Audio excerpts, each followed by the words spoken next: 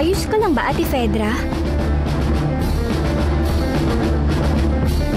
Totoo ba yung sinasabi mo sa akin? Isinusumpa ko sa pinakamamahal ko sa mundo, sa nag-iisang anak ko. Pero sabihin mo sa akin, sino sa mga anak ko? Bakit mo tinatanong? Sino sa kanila, Soledad? Si Fedra, tama ba? Nagtatalo sina Papa at ang tita natin sa loob ng kwarto. Kung alam mo lang. Anong ibig mo sabihin, Ate Fedra? Grabe. May nakilala akong lalaki. Nilapitan ako ng baliw na yun sa tindahan. Teka, bakit? Bakit ganyan kayo makatingin?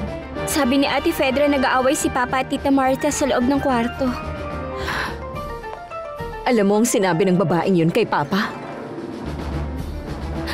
Na isa sa atin mga anak na babae ay hindi anak ni na Papa at Mama. Na isa sa atin ay ang nag-iisa niyang anak.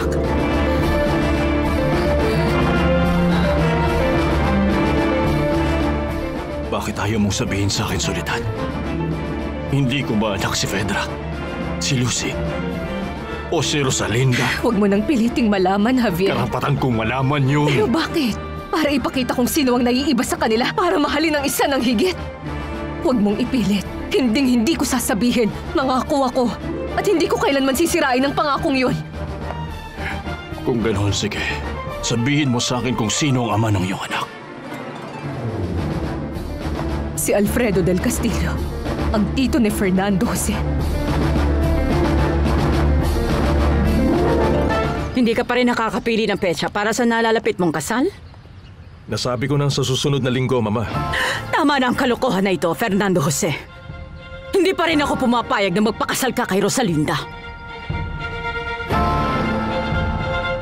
Nagpakasal kami ni Alfredo ng pasikreto noon. Pero hindi siya nagkalakas ng loob na magsabi sa kapatid niya. Mas lalong gumulo ang sitwasyon natin. May ugnayan ng mga pamilya natin. Naputol na ang ugnayan na yun tulad ng sa pagitan ni na Rosalinda at Fernando Jose. Umamin ka na rin sa wakas. Hindi mo kailanman tinanggap ang pagpapakasal ko kay Rosalinda. Dahil isang kabaliwan ang gagawin mo. Siguradong ikaw lang ang madedehado. Tingin niyo makikinig ako sa inyo? Sana maintindihan mo na hindi siya nararapat sa'yo.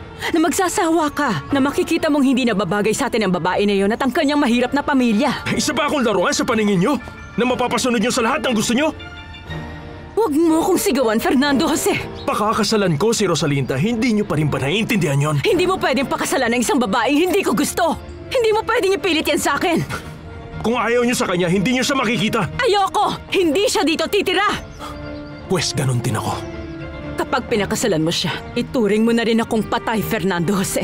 Kaya kailangan mong mamili kung yung babaeng walang kwenta o ako.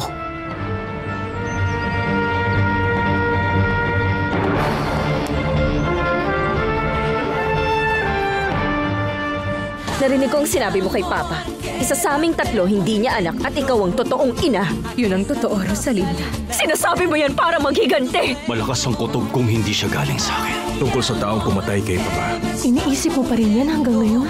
Ang pangalan niya, Soledad Romero. Alam ko nang si Soledad Romero ay may kaugnayan sa girlfriend ni Fernando Jose. Kung magkaganon, hindi kita pwedeng pakasalan, Rosalinda. Hindi kita pwedeng mahalin. Hindi tayo pwedeng magsama dahil may kadugo kang isang mamamatay tao.